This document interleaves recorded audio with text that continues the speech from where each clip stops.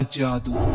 अपने बेटे रिशु के माथे से टपकते हुए पसीने को देखकर सविता की हालत खराब हो गई। ऐसा आज पहली बार नहीं हुआ जब रिशु नींद से घबरा कर जागा है। हाय मेरा बच्चा, न जाने किसकी नजर लग गई है तुझे। जब से मेरे बच्चे ने 10वीं के एग्जाम में स्कूल टॉप किया है तब से रोज बुरे बुरे सपने आने लगे हैं। हाँ माँ, मैंने आज फिर से एक काले साए को देखा। वो यही मेरी आंखों के सामने खड़ा था। माँ, माँ मुझे बचा लो माँ। वो मुझसे कह रहा था कि मुझसे बदला लेगा। माँ, माँ कहीं ये प्रशांत। चुप कर, कैसी बात कर रहा है? दोबारा उसका नाम मत लेना। तुझे पता है ना, उस प्रशांत ने आत्महत्या कर ली, तो बार बार उसका नाम मत लिया कर। मम्मी, क्या सच में प्रशांत ने आत्महत्या की थी? चुप कर, बहुत सवाल पूछता है आजकल।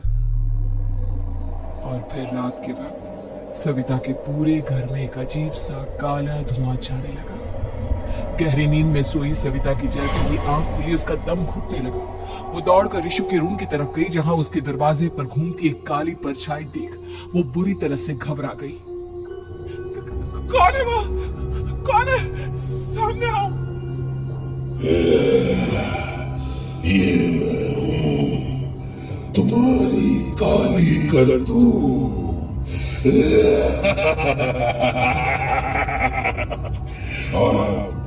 अब मैं तुम्हारे बेटे को ले जाने आया हूँ। नहीं, मेरे बच्चे को छोड़ दो प्लीज। मेरे रिशु को कुछ मत करना। वो परछाई रिशु के कमरे में घुस जाती है। सविता भी उसके पीछे पीछे दौड़कर जाती है और देखती है कि अब वो साया साफ नजर आ रहा था। वो सर से पैर तक खून में सना हुआ था और उसके शरीर के सारे अंग कटे फटे हैं। क्या चाहिए तुम्हें? तुम जो बोलोगे मैं करूंगी, लेकिन मेरे रिशु को छोड़ दो। उस परछाई ने रिशु को गर्दन से पकड़कर दीवार के सहारे हवा में उछाल दिया। रिशु जोर जोर से चिल्लाने लगा। माँ बचाओ मुझे, बचा लो माँ। माँ ये मुझे मार डालेगा। माँ मुझे बचा लो माँ। नहीं ऐसा मत करो, मुझे मार दो लेकिन मेरे बच्चे को छोड़ दो। मैं तुम्हारे आगे हाथ जोड़ती हूँ। वो परछाई रिशु को जमीन पर गिरा देती है और अचानक वहां से गायब हो जाती है। रिशु, मेरा बच्चा, तू ठीक था ना? कुछ बोल बेटा, क्या हुआ है तुझे? मैं ठीक हूँ माँ। क्या हुआ था यहाँ पर? कुछ नहीं बेटा, कुछ नहीं। तू परेशान मत हो। हम कल ही गांव के बाहर जो तांत्रिक महाराज रहते हैं उनके पास चलेंगे। ठीक है माँ, हम जल्द ही उनके पास चलेंगे। मुझे बहुत डर लग रहा है माँ। ये बार बार मुझे डरावने सपने आना, ये सब हमारे साथ क्यों हो रहा है माँ? अगले दिन सविता अपने बेटे रिशु को लेकर गांव के बाहर तांत्रिक के पास जाती है। जिस जगह पर तांत्रिक रहा करता था वो जगह बहुत डरावनी थी। चारों तरफ कंकाल और खूब भूतियां नजर आ रही थी। गांव से दूर वीराने में उस जगह पर जोर से आंधी चल रही थी। रिशु ने डर कर अपनी माँ का हाथ पकड़ लिया। माँ मुझे बहुत डर लग रहा है। ये कैसी जगह है? देख बेटा, हमारे साथ जो कुछ भी हो रहा है उसका इलाज सिर्फ और सिर्फ ये तांत्रिक महाराज ही बता सकते हैं। अब यही है जो हमें प्रॉब्लम से बाहर निकाल सकते हैं। जैसे ही सविता और रिशु तांत्रिक की झोपड़ी के अंदर पहुंचे, वहां का नजारा देखकर उनकी आंखें फटी की फटी रह गई। तांत्रिक की झोपड़ी के अंदर कई सारे लोग अपनी गर्दन घुमा घुमा कर जोर जोर से चीख रहे थे। कौन हो तुम और यहाँ क्यों आई हो? महाराज, मेरे बेटे को कुछ दिनों से एक डरावनी काली परछाई नजर आती है और कल रात उसने मेरे बेटे पर हमला भी कर दिया।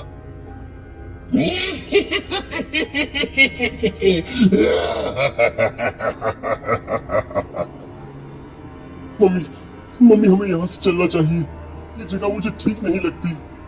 नहीं बेटा, ऐसा नहीं कहते। रुक जाओ, 2 मिनट के लिए रुक जाओ। क्या कहा? काली परछाई? तुम्हारे बेटे पर किसी काली परछाई ने हमला किया?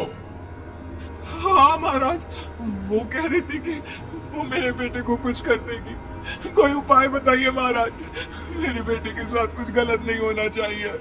तुमने किसी दूसरे के साथ गलत किया है। तो तुम्हारे साथ भी गलत होकर ही रहेगा। तुमने किसी की जान ली है, किसी को मार डाला है तुमने। नहीं महाराज, मैंने ऐसा कुछ नहीं किया। मैंने किसी की जान नहीं ली। मुझे कोई उपाय बताइए। लगता है तुम इतनी आसानी से नहीं मानोगी। मैं तुम्हें अभी उस काली परछाई से मिलवा देता हूँ और वही सारा सच तुम्हारे सामने लेकर आएगा। हाँ? सविता और ऋषु ने डर के मारे अपनी आंखें बंद कर ली। तभी अचानक तांत्रिक की झोपड़ी में अजीबोगरीब आवाजें गूंजने लगी। सविता और ऋषु पूरी तरह से कांप रहे थे। आंखें खोलो और अपने सामने देखो। क्या यही है वो जिससे तुम कल रात को मिली थी? बताओ मुझे। हाँ, इसने कल रात मेरे बेटे के ऊपर हमला किया था। ये उसी लड़के की भटकती हुई आत्मा है जिसे कुछ दिन पहले तुमने मार डाला था। मम्मी ये महाराज क्या कह रहे हैं? क्या सच में आपने किसी की जान ली है, किसी को मार डाला है? अगर हाँ तो बताइए ना मम्मी, किसको मारा है आपने? किसको? तुम्हारी माँ इतनी आसानी से सच नहीं बताएगी बेटा। इसने एक बच्चे की जान ली है। कहीं उसका नाम प्रशांत तो नहीं महाराज? वो मेरा दोस्त है, मेरा मतलब मेरा पड़ोसी है।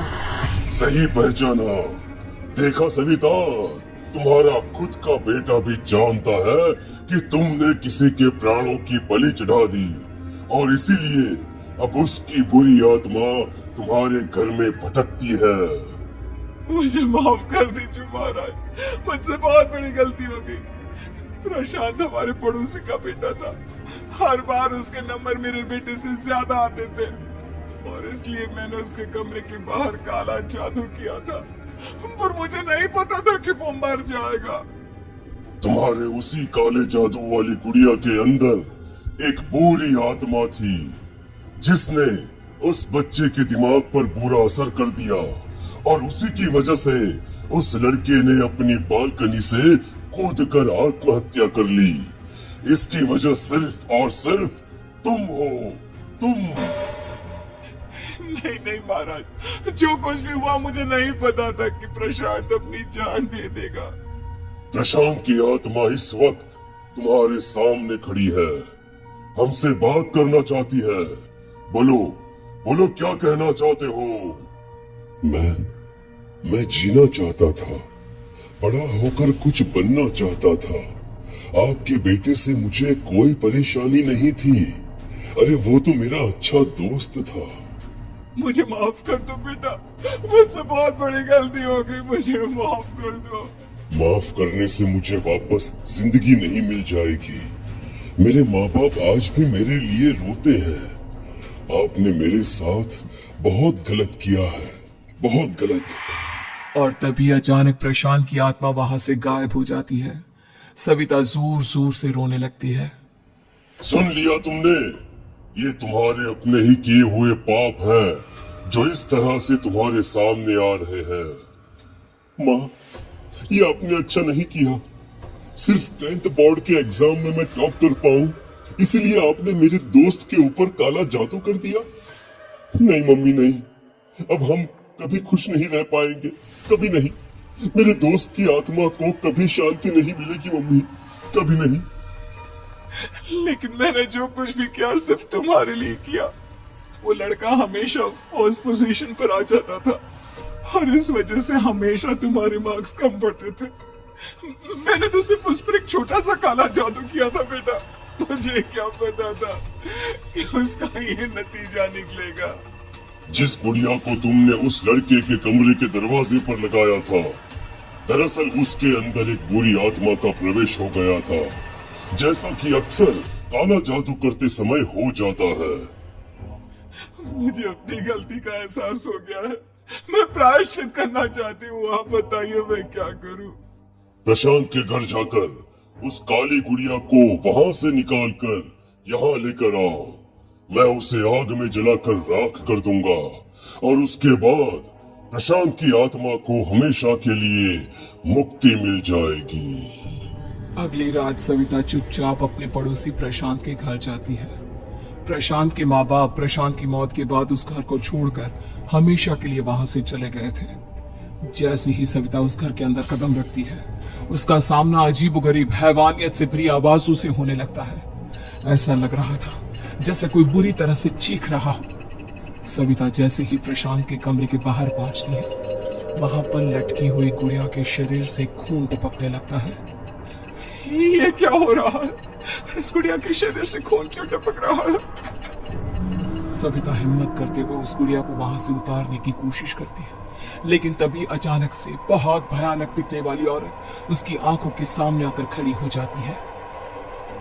मैं यहाँ से कहीं नहीं जाऊंगी, और अगर तूने मुझे यहाँ से हटाने की कोशिश की तो मार डालूंगी मैं तुझे।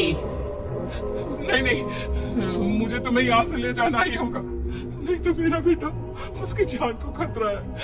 मैं तुम्हें नहीं छोड़ सकती। अगर तुम्हारे अंदर हिम्मत है तो मुझे इस घर से बाहर ले जाकर दिखाओ। और ऐसा कहकर वो औरत सविता के ऊपर हमला कर देती है और उसे हवा में उछाल उछाल कर जमीन पर पटकती है। लेकिन तभी अचानक मौका देखकर सविता अपने हाथ में ली हुई सुई उसके हाथ में चुभो देती है। हाथ में सुई लगते ही वो औरत जमीन पर तड़पने लगती है। ये क्या किया तूने? ये क्या कर दिया? तुझे ऐसा नहीं करना चाहिए था। तांत्रिक ने मुझे कहा था कि तुझसे जीतने का सिर्फ यही एक तरीका है जिससे मैं अपने पापों का प्रायश्चित कर सकती हूँ और अपने बेटे की जान बचा सकती हूँ।